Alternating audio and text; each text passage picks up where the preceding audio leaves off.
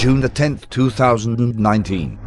A helicopter crashed into a 54-story building in Manhattan, New York, bursting into flames, causing an earthquake-like shaking, death, and triggered a two-alarm fire on top of the high-rise structure. John 13:19. Now I tell you before it come, that when it is come to pass, ye may believe that I am he.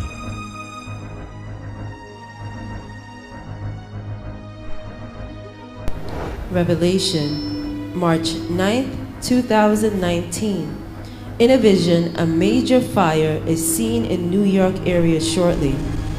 It is wise to take precaution where possible.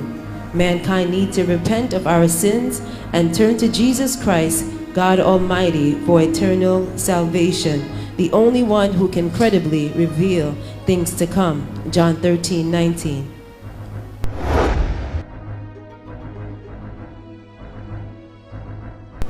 Prophecy, February 27, 2019. In the spirit, the word fire is heard.